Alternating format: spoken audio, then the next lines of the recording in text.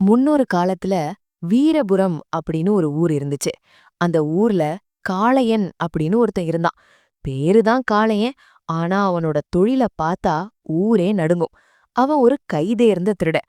பூட்டப்பட்ட வீடு, காவல் காக்குற அரண்மனை, கோவில் கருவறைன்னு எதா இருந்தாலும் சரி, காளையன் நினைச்சா அங்க இருக்கிற நகைகளை கொள்ளையடிச்சிட்டு காத்து மாதிரி மறைஞ்சிருவான். அவன பிடிக்க காவலர்கள் எவ்வளவோ முயற்சி செஞ்சாங்க. ஆனா அவனோட நிழல கூட யாராலையும் நெருங்க முடியல. அவனுக்கு ஒரு கொள்கை இருந்தது. எத செஞ்சாலும் திருந்த செய், எத திருடுனாலும் பெருசா திருடுங்கிறது தான் அது. சின்ன சின்ன திருட்டுல அவனுக்கு ஆர்வம் இல்ல. அவனோட கண்ணு எப்பவும் பெரிய வைரம், வைடூரியம் மேல தான் இருக்கும்.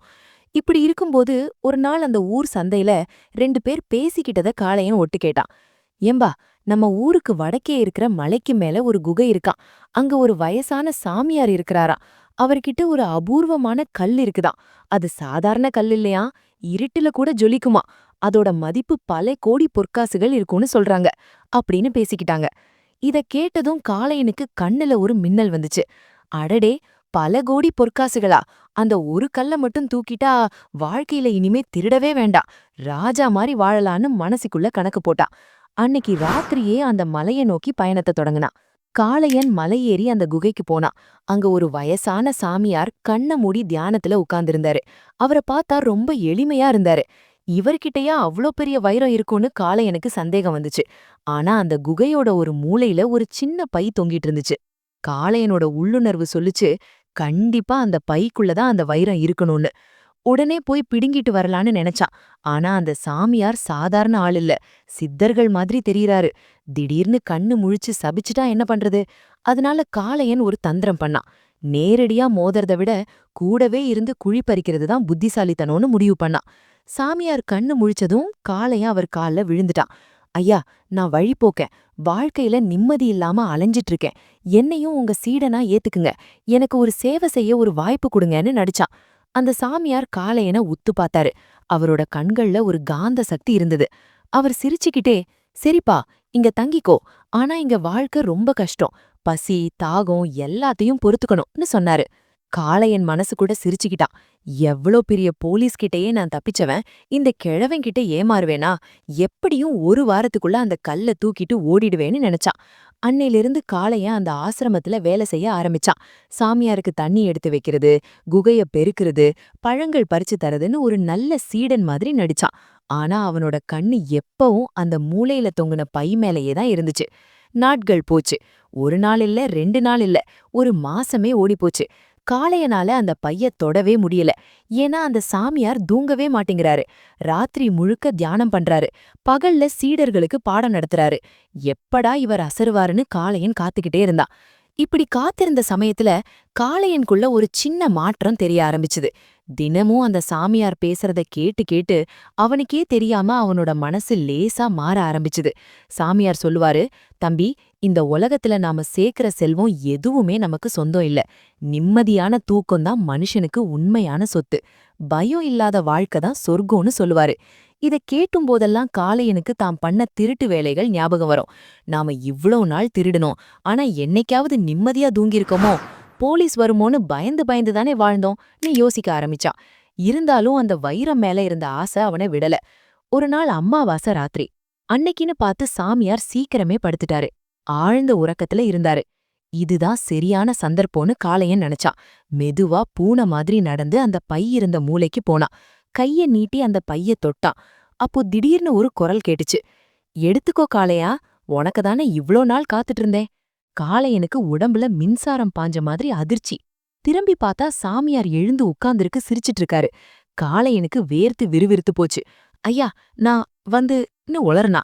சாமியார் சொன்னாரு, காளையா, நீ முதல் நாள் இங்க வந்தப்பவே எனக்கு தெரியும். நீ சீடன் இல்ல, திருடன்னு. நீ இந்த ஆசிரமத்துக்கு சேவை செய்ய வரல. அந்த பையில இருக்கிற கல்ல திருடட்டான் வந்திருக்கேன்னு எனக்கு தெரியும்.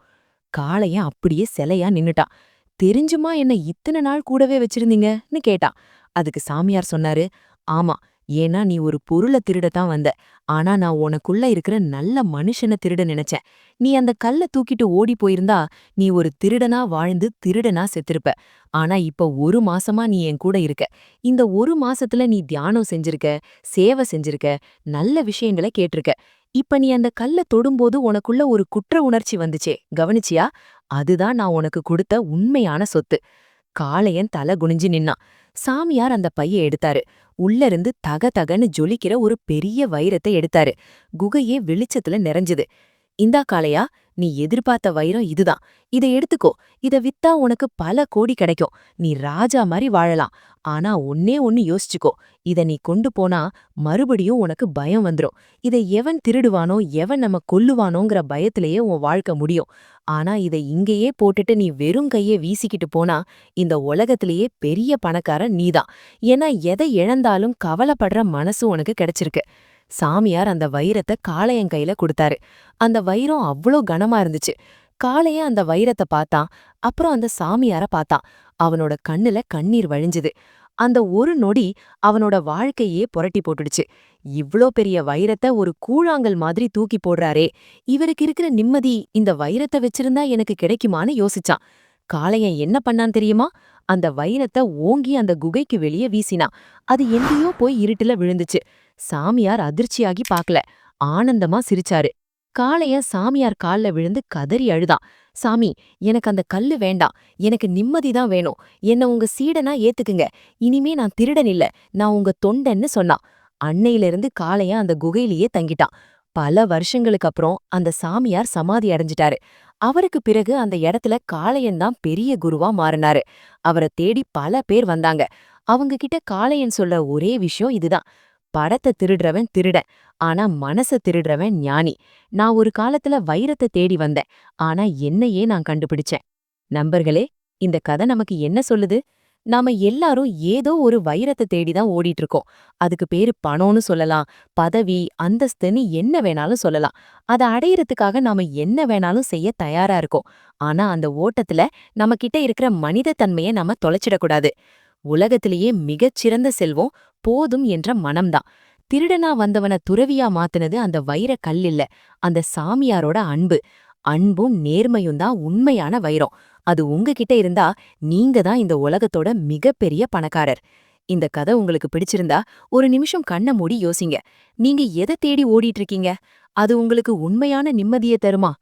இதே மாதிரி வாழ்க்கைய மாற்றக்கூடிய இன்னொரு அற்புதமான கதையோட அடுத்த வீடியோல உங்களை சந்திக்கிறேன். அதுவரைக்கும் இணைந்திருங்கள்.